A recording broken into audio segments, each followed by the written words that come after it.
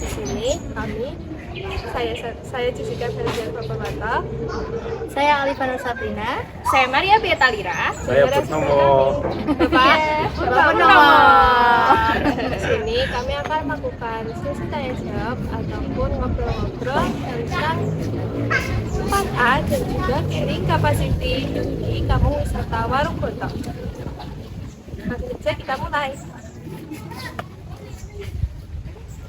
Oh ya, sebelumnya nih Pak, coba Bapak jelaskan bagaimana profil atau asal muasal dari Kampung Wisata Warung Boto. Oke, selamat siang teman-teman semua.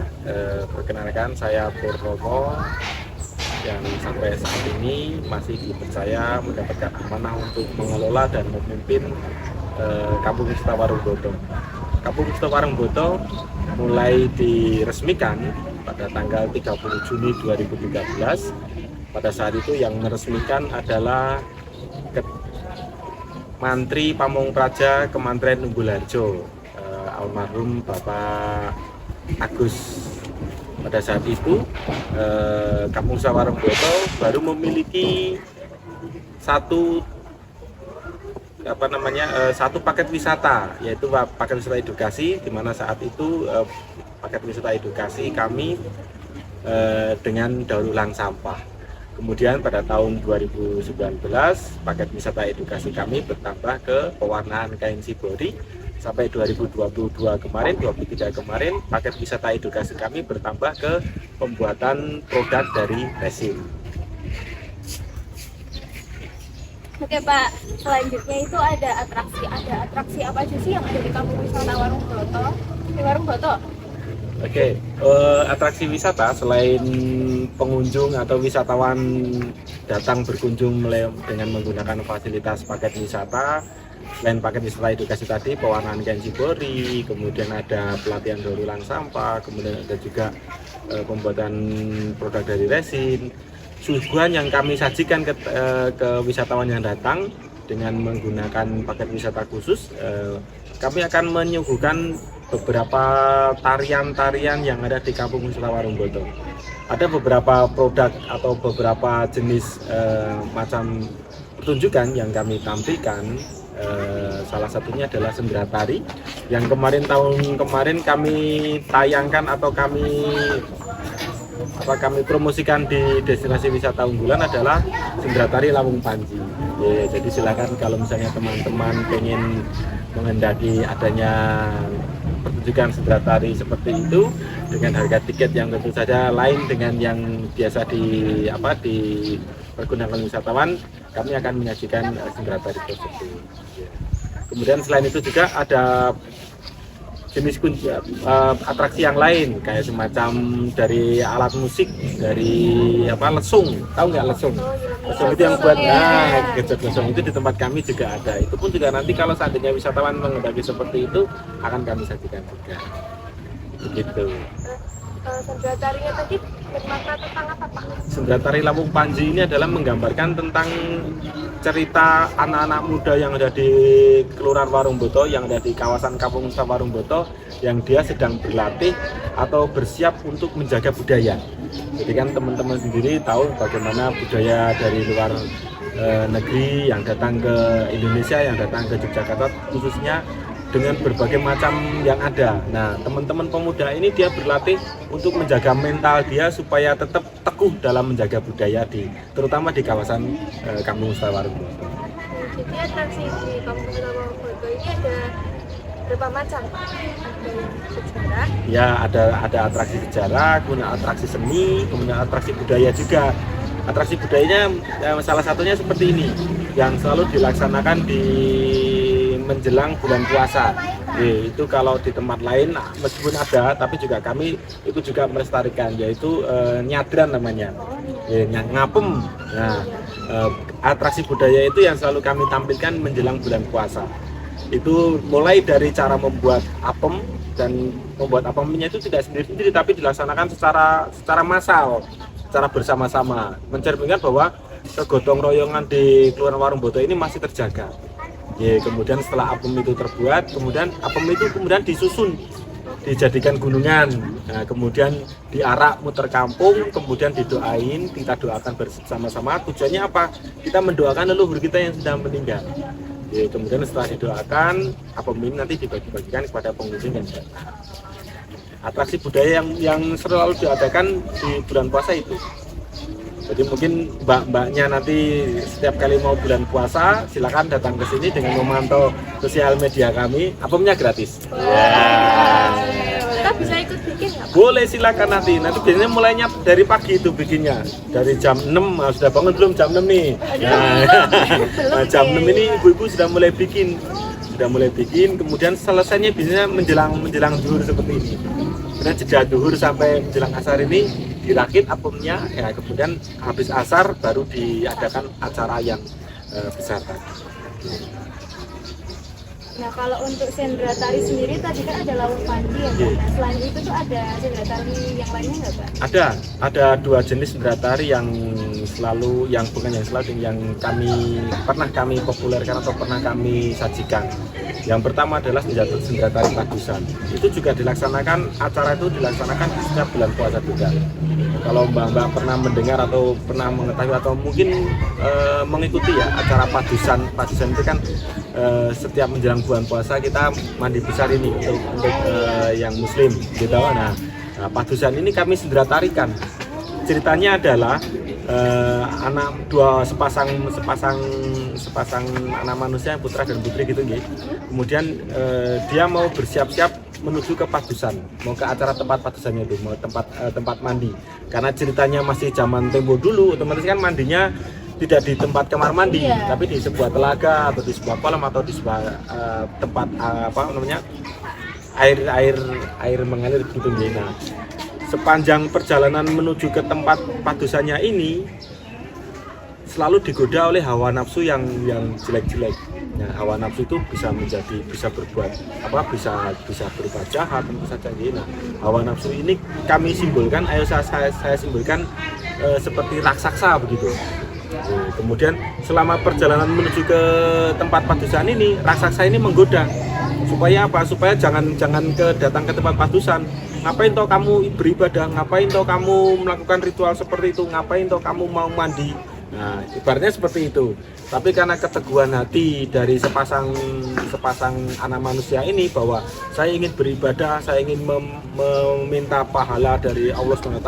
Nah, keteguhan hatinya ini mampu mengalahkan hawa nafsunya ini. Akhirnya setelah terjadi pertempuran di sendera tari dikiaskan seperti itu. Setelah raksasanya kalah, hawa nafsunya bisa tersingkirkan, barulah mereka melakukan ritual padusan. Adalah satu lagi, namanya sendera tari Ruwatan Murwakala. Ruwatan Murwakala ini saya ambil pada saat beberapa tahun yang lalu, mungkin mbak adik-adik belum lahir nih. Itu Sungai Gajah Wong itu baru saja dilanda banjir besar sekitar tahun 1980 berapa begitu. Bahkan rumah saya waktu itu sudah tinggal pondasinya aja karena saking besarnya banjir. Terus Gembira Loka itu juga buayanya, terus ada beberapa yang ikut kehanyut. Iya. Lepas gitu ya, Pak? Iya, lepas karena saking besarnya banjir saat itu. Nah, Ruwatan Murwakala itu saya ciptakan pada saat terjadinya malapetaka seperti itu. Oke, kemudian bagaimana kita bisa terhindar dari malapetaka itu tentu saja dengan memohon berdoa kepada Allah SWT, Tuhan Yang Maha Esa, supaya di kemudian hari lagi tidak terjadi banjir ini, tidak terjadi satu hal yang menyebabkan warga masyarakat dari hulu sampai hilir tidak terkena musibah itu. Nah, Ruwatan Murwakala ceritanya seperti itu. Jadi ruwatan itu berdoa, Murwakala itu suatu hal yang bencana. Jadi kita berharap seperti itu. 3 sendera tari yang kami tampilkan di Kampung Mesra Waruku. Itu sendera tarinya tampilnya itu di situsnya atau di mana, Pak? Macam-macam, tergantung penonton itu banyak di mana, konsentrasi penonton banyak di mana, atau kita mau mengadakan acara itu di mana. Kalau sendera tari padusan sama sendera tari Lawung Panji, karena kita mengambil latar belakang situs, kita pentaskan di situ. Tapi kalau di Ruwatan Purwokolo ini, karena kita berada di latar belakang kita adalah kehidupan sungai, nah kita pentaskan di salah satu venue yang ada di dekat Sungai Gajah-Wong. Gitu. Ada nggak Pak? Ya kita cari. Kita cari, kemudian di sepanjang kali Gajah-Wong kan mesti ada space, nggak usah butuh luas, yang penting cukuplah buat menampilkan perform tarian sendal tari itu. Kemudian nanti penontonnya ya ada di sekeliling-sekelilingnya. Gitu. Pak, biasanya itu kan kampung wisata atau desa wisata itu ada bergodo. Yeah. Jadi kampung wisata Warung Boto ini ada nggak? Ada bergodo Kampung Wisata Warung Boto ini namanya bergodo Wiro Tirta Broto. Wira itu berarti perwira, Tirta itu dari air, Broto itu karena dia semakin punya ilmu, semakin tinggi ilmunya dia akan semakin menunduk. Ya, karena apa? Konsep bergodo Wiro Tirta Broto ini bukan seperti kalau diibaratkan satu kelompok pasukan itu bukan pasukan tempur, tapi dia pasukan pengawal. Nah, Wiro Tirta Broto ini tugasnya adalah mengawal budaya yang ada di Kampung Wisata Warung Boto. Nah, tarian Lawung Panji ini yang menarikan teman-teman dari anggota bergodo Wiro Tirta Broto itu. Jadi kebanyakan anggota bergodo kami adalah anggota yang pemuda-pemudi yang masih usia masih bujang lah, seperti itu. Nah, harapan kami dengan kita menggandeng teman-teman pemuda ini, dia semakin tergerak hatinya untuk selalu menjaga budaya yang ada di kampung kita. Gitu. Untuk pertanyaan selanjutnya Pak, amenitas apa aja yang ada di Kampung Wisata Warung Boto? Ya, alhamdulillah warga di Kelurahan Warung Boto ini mendukung kami. Beberapa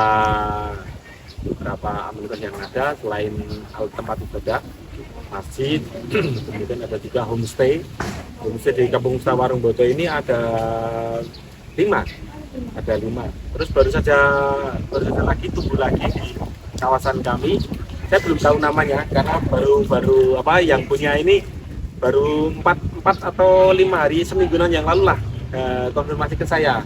Dia mempunyai rumah yang siap untuk dijadikan homestay. Yang baru ini yang belum terkonfirmasi. Jadi semuanya menjadi 6 homestay yang ada di Kampung Wisata Warung Boto. Harga di homestay tersebut itu beragam apa kayak semuanya sama? Beragam, tergantung fasilitas yang ada. Kisaran sekitar 150 itu yang hanya menggunakan kipas angin.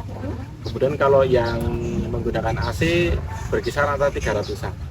Kemudian selain homestay, saya juga kerjasama dengan salah satu hotel yang ada di kawasan Kampung Wisata Warung Boto, Live-in Hotel namanya. Nah, jadi setiap kali ada pengunjung atau mungkin rombongan dari luar Jogja yang ingin live-in di Kampung Wisata Warung Boto dengan jumlahnya yang banyak, kalau seandainya homestay kami tidak mampu, ya kami inapkan di hotel tersebut. Untuk lokasi hotel sama kampung wisata ini jaraknya cukup jauh apa? Ya, dekat, masih ada dalam satu kawasan, masih ada dalam satu kelurahan di Warung Boto. Jadi cukup berdekatan. Kalau mungkin kemarin teman-teman pernah datang ke sekretariat Kampung Wisata Warung Boto atau mungkin di destinasi unggulan kami di situs Warung Boto, ada di kelurahan situ aja, ada di RW setempat. Jadi ya lumayan lah, tidak harus menambah biaya untuk transportasi. Seandainya ada, nanti tinggal jalan aja mengikuti kegiatan di mana. Kalau untuk lahan parkirnya Pak? Untuk lahan parkir kami kerjasama dengan 2 instansi yang ada di dekat Kampung Wisata Warung Boto. Yang pertama di Gembira Lokazu, Taman Parkir Sisi Barat. Kemudian yang kedua di SD Square.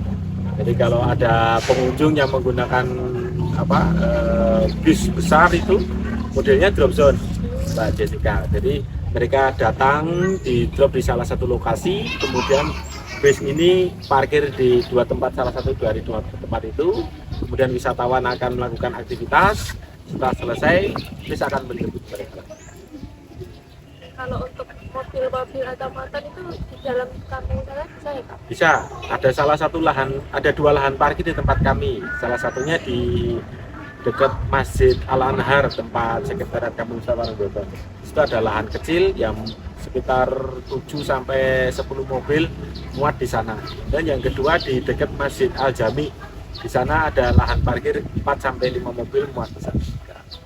Kalau untuk motor ya mungkin seandainya pengen motor-motoran ya di sepanjang jalan Bojokerto itu bisa juga digunakan untuk tempat motor. Lalu kayak selain itu ada apa aja Kak? Mungkin aula yang bisa digunakan Untuk tempat aktivitas ya, balai pertemuan. Kami titik pertemuan atau titik tempat lokasi penerimaan itu ada 3. Yang pertama di sekretariat kami di Balai RW 38 Warungboto. Itu seandainya kapasitas pengunjung maksimal 50 orang. Itu di Balai RW 38 Warungboto. Kemudian kalau kapasitas pengunjung itu di atas 150 ke atas, itu nanti kami tempatkan di Balai RT 34 atau Balai Muslimin. Di sana luas tempatnya lebih luas. Pernah saya menerima kunjungan dari teman-teman FEB UGM sekitar 230 berapa gitu waktu itu. Ya, kami tempatkan di Balai Muslimin. Mengadakan aktivitas di sana, kemudian datang ke situs Warungboto. Nah, yang tempat yang terakhir nih, yang di sini yang tempat kita ngobrol nih, Mbak. Ini namanya Taman Warungboto. Ya, ada pendoponya di situ, kemudian ada sedikit tanah lapang. Nah, seandainya pengunjung pengen mengadakan kegiatan di sini dengan pelatihan yang tadi ada, tapi sistemnya outdoor. Nah, kami tawarkan di tempat ini. Nanti setelah selesai melakukan kegiatan, kita ajak walking tour ke Pesanggeran Rejowinangun atau situs Warungboto. Misalnya kayak lagi mengunjungi beberapa tempat di kampung wisata ini, itu kok mau ke toilet gitu gimana ya wisatawannya Pak? Ada. Kalau di Taman Warungboto ada satu toilet itu di sana. Tapi kalau nanti di tempat-tempat tempat penerimaan tadi ada toiletnya sendiri. Di masing-masing balai itu mempunyai toilet. Kemudian kalau misalnya lagi walking tour, kemudian wisatawan pengen buang air atau buang hajat, kami kerjasama dengan beberapa masjid yang ada di sepanjang jalan Bojokerto itu, Mbak. Jadi kami mohonkan bantuan kepada takmir masjid untuk bisa menyediakan atau mungkin bisa membuka pintu seandainya dikunci, seandainya ada wisatawan yang berkunjung ke tempat kami yang kemudian melakukan walking tour. Jadi dia bisa buang air di masjid itu. Nah kan sekarang kayak anak muda itu kan kayak sekarang tuh butuh wifi, jaringan gitu Pak. Nah di sini di Kampung Wisata Warungboto itu menyediakan nggak ya jaringan wifi gitu? Sekarang tuh HP penting. Untuk wifi fasilitas publik itu sementara ini bisa kami dapatkan di fasum-fasum di balai-balai RT, Mbak. Di Balai RT 38, dari Balai Muslimin itu sudah ada. Nah, tempat yang ini Taman Warungboto ini kami sedang mencoba usulkan di tahun kemarin di lewat Musrenbang kami usulkan supaya ada wifi-nya. Tapi sampai mau Musrenbang lagi kok belum muncul. Nah, mungkin dari Dinas Kominfo Kota belum, atau mungkin masih belum kami belum mendapatkan slot anggarannya untuk didapatkan wifi. Tapi yang pasti di tempat-tempat fasilitas umum untuk tempat berkumpul sudah ada wifi-nya. Ini juga sudah ada Pak. Belum kalau yang ini, tapi masih nyangkol sama wifi-nya milik kantor kecamatan karena sampai saat ini ya. Cuman sinyalnya nggak kuat kalau sampai sini. Harapan saya nanti mudah-mudahan tidak lama lagi di sini akan muncul akan ada wifi dari pemerintah kota. Nah kalau untuk Taman Warungboto sendiri ini ramai dikunjungi warga-warga gitu ya Pak? Ya, setelah adanya Taman Warungboto ini yang dibangun di akhir tahun 2022, kemudian 50% tahapannya selesai di pertengahan 2023 kemarin, hampir setiap hari selalu dirame atau selalu dimanfaatkan oleh warga untuk kegiatan mereka. Salah satunya itu ibu-ibu sedang merangkai bucket itu kemungkinan untuk acara apa begitu. Nah, selalu bergantian setiap harinya.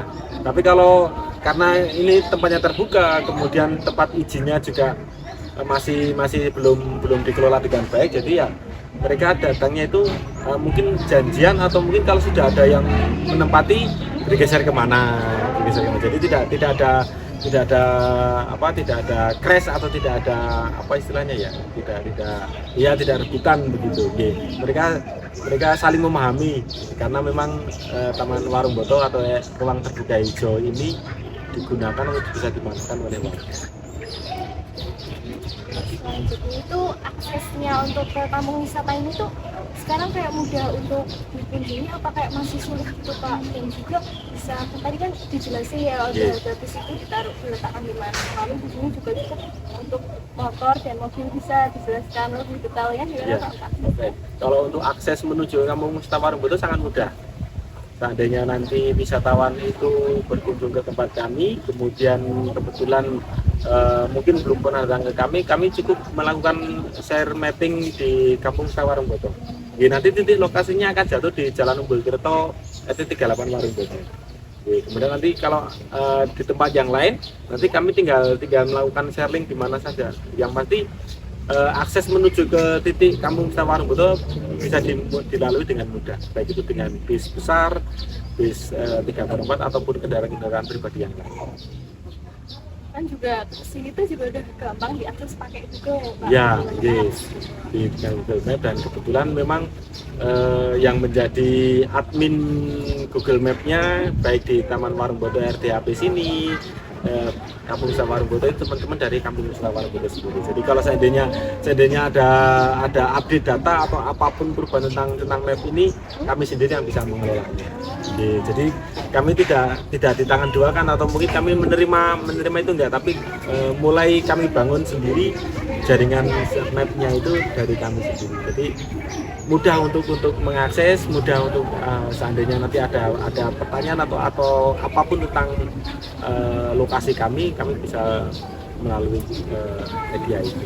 Selalu up to date ya, masyarakatnya untuk kayak nanti kalau ada perpindahan atau apapun. Ya betul. Jadi saya juga minta tolong sama mbak-mbak bertiga nih, mumpung ada di salah satu destinasi Warung Boto nih, silakan nanti bisa Google review di RDAP Warung Boto. Ya. Oh sudah, oke, terima kasih. Dan selanjutnya itu di ancillary service yang ada di Warung Boto itu apa aja Pak? Misal kayak rumah sakit di sekitar sini itu ada rumah sakit apa gitu loh Pak? Kalau untuk fasilitas kesehatan itu di dekat kami ada rumah sakit swasta RSI Darullah, itu juga terjangkau atau dalam akses menuju ke sana juga mudah. Kemudian selain itu juga teman-teman pengelola kampung wisata Warung Boto itu kerjasama dengan Puskesmas Umbul Harjo 1. Seandainya nanti ada kejadian tidak disangka atau kejadian kegawat darurat medik, kami akan bekerjasama dengan Puskesmas Umbul Harjo 1. Atau mungkin kalau seandainya terjadi kegawat daruratan yang mungkin di luar kendali teman-teman Puskesmas Umbul Harjo 1, kami kerjasama dengan YES 119 Yogyakarta atau Yogyakarta Emergency Service, ya ambulan yang bisa kami dapatkan, bisa kami akses langsung ke jaringan 119 kegawat daruratan gitu. Nah soalnya untuk ini ada ATM atau money changer gitu Pak? Ada. Kalau untuk fasilitas ATM money changer itu ada di kawasan kampung wisata sebelah tetangga, di kampung wisata Pandean. Karena di sana ada di SC Square itu ada galeri ATM. Kemudian untuk money changer juga di Jalan Pandean juga ada. Kalau selain itu mungkin di bank terdekat di sini ya di Kota Kediri. Gitu. Kalau misalnya selanjutnya itu ada nggak ya Pak? Mungkin kayak biar kita mengakses kendaraan umum yang dekat gitu, mungkin ada halte bus atau stasiun gitu yang dekat sini Pak. Ya mungkin nggak usah dekat banget, tapi aksesnya mudah gitu. Untuk halte bus itu yang paling dekat ada di Jalan Ki Penjawi, tapi masih yang portable itu, yang portable. Oke, yang biasa, yang kayak tangga itu di Jalan Ki Penjawi ada. Kalau dari sekretariat kampung wisata paling ke timur sekitar tidak ada 100 meter. Tapi kemudian nanti kalau ada halte yang halte biasa itu paling dekat di ST Square. Ya, karena di ST Square itu kan memang lokasi strategis gitu.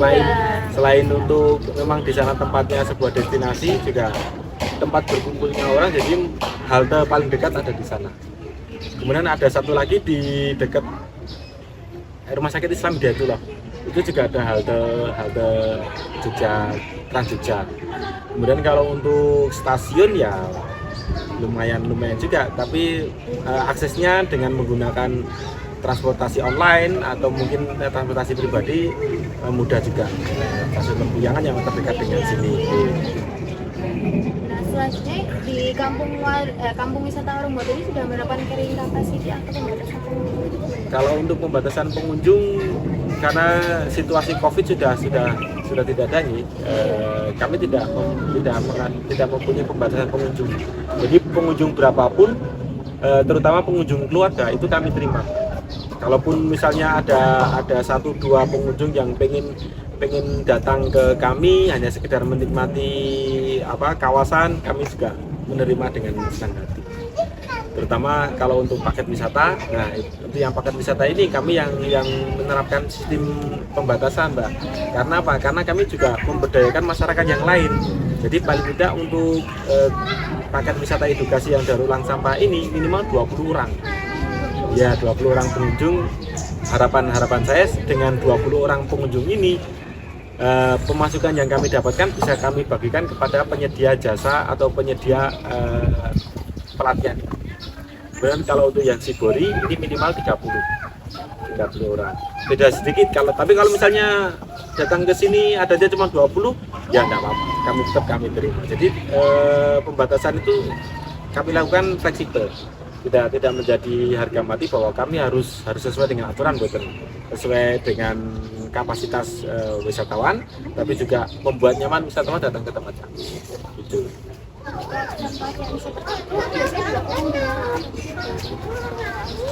Di tempat penerimaan pendidikan tadi di Balai RT 38, Balai RT 34 dan di sini juga. Jadi bisa juga karena kan tergantung wisatawannya itu mau mengendaki indoor atau outdoor. Kalau indoor ya seperti di Balai RT 38 Warungboto itu bisa, di Balai RT 34 Warungboto itu bisa. Tapi kalau mengendaki outdoor ya kami bawa ke situ. Pelatihan itu selain menikmati suasana alam dengan suasana semilir angin, wisatawan juga bisa melakukan aktivitas pelatihan yang ada di tempat kami. Selanjutnya itu untuk rata-rata jumlah kunjungan yang ada di kampung wisata Warungboto ini ada berapa ya, Pak? Kalau untuk kunjungan wisatawan di Warungboto ini saya membedakan dua kategori, dua jenis. Yang pertama adalah wisatawan yang datang langsung ke destinasi. Artinya adalah wisatawan yang datang ke situs Warungboto. Kemudian yang kedua, wisatawan yang masuk lewat kampung wisata Warungboto. Kalau wisatawan yang datang ke situs Warungboto, laporan terakhir di akhir tahun kemarin itu di akhir bulan Juni kemarin itu perharinya rata-rata sekitar 75 sampai 100. Tapi kan di sana belum ada tiketing. Yang ada hanya sekedar membayar parkir begitu ya. Cuman kalau pengunjung yang datang ke sana itu dia tidak mendapatkan apa-apa selain bersuah foto. Karena dia hanya sekedar foto selfie, kemudian foto-foto di area destinasi, kemudian diunggah ke sosial medianya. Tapi pengunjung tidak tahu ini tuh apa, sejarahnya bangunan itu apa, kemudian dulu dibangun tahun berapa, kegunaan ini apa, itu pengunjung tidak tahu.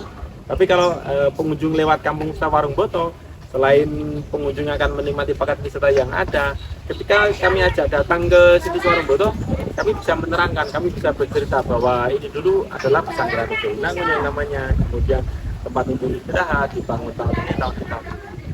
Kemudian kalau untuk yang kampung wisata Warungboto, karena bisa dikatakan kampung wisata itu merupakan wisatawan yang datang ke kampung wisata merupakan wisatawan minat khusus, otomatis dalam setiap bulannya kami tidak banyak yang kami dapatkan. Kadang-kadang ada 20 sampai 50 orang. Kemudian di bulan berikutnya kadang-kadang bisa sampai 100. Kemudian bulan berikutnya lagi cuma 20 orang lagi. Tapi setidaknya di tiap bulan kami selalu ada wisatawan yang datang ke kampung wisata Warungboto dengan mengambil beberapa paket wisata yang ada di tempat kami. Jadi kalau misalnya kita ke situsnya, tapi kalau kan nggak ada penjelasannya, Iya. jadi harus melalui Kampung Wisata Warung Boto. Ya, karena nanti kalau lewat Kampung Wisata Warung Boto, saat datang ke situ Warung Boto akan ditemani guide kami. Ya, ada guide khususnya. Jadi guide-nya itu ya teman-teman pengelola itu yang saya sebut tim Pandawi. Jadi tim Pandawi ini adalah selain tim pengelola, dia juga menjadi guide lokal di Kampung Wisata Warung Boto. Beberapa sudah mempunyai sertifikat lisensi guide juga. Jadi bisa bisa dipercaya apa yang dia sampaikan kepada wisatawan. Nah, mau tanya nih Pak, tadi kan terkait pengelolaan daur ulang sampah. Nah, itu produk yang dihasilkan dari pengelolaan daur ulang sampah itu ada apa aja ya Pak? Macam-macam. Ada yang utama adalah bros. Oh, Bros. Kemudian ada juga bunga dari bahan plastik itu. Kemudian ada juga keranjang atau tempat air mineral atau mungkin tas yang terbuat dari kertas koran. Ada lagi yang sekarang ini mencoba kami kembangkan adalah wayang dari botol air mineral. Ya, ini saya kerjasama dengan salah satu kampung wisata yang ada di Yogyakarta. Karena kebetulan teman-teman yang di sana ini bergerak ke situ. Nah, kemudian karena saya lihat ini sebuah potensi baru ini untuk kita kembangkan, untuk sama-sama kita kembangkan. Saya kerjasama dengan dia supaya kalau ada wisatawan yang datang ke Kampung Wisata Warung Boto dengan mengambil paket daur ulang sampah, ini kita coba tawarkan bagaimana kalau paket daur ulang sampah ini kreasinya berupa pembuatan wayang dari botol air mineral. Nah, ketika wisatawan nah, kami akan kerjasama dengan salah satu kampung wisata yang ada di Jakarta untuk mengirim mentor atau mengirim pelatihnya datang ke kami untuk memberikan pembelajaran kepada wisatawan yang datang ke Kampung Wisata Warung Boto. Sudah. Yang terakhir kemarin dari Narmada, Lombok Utara. 40 wisatawan dari Lombok datang ke Kampung Wisata Warung Boto belajar wayang dari botol air mineral. Terus seminggu sebelum teman-teman dari Narmada Lombok ini ada teman-teman dari Dinas Pariwisata dan Kebudayaan Surakarta. 50 orang belajar membuat wayang dari botol air mineral. Jadi sedikit-sedikit sudah mulai dikenal oleh wisatawan-wisatawan yang ada di luar Jogja. Jadi bisa kita simpulkan kalau Kampung Wisata Warung Boto ini sudah lengkap ya Pak, antara atraksinya, amenitasnya, aktivitasnya, engineeringnya, juga produk-produk yang dijual tadi sudah sekaligus bisa menjadi souvenir ya Pak. Ya. Nah, teman-teman jangan lupa untuk datang ke Kampung Wisata Warung Boto. Dadah. Terima kasih Pak. Sama-sama. Terima kasih.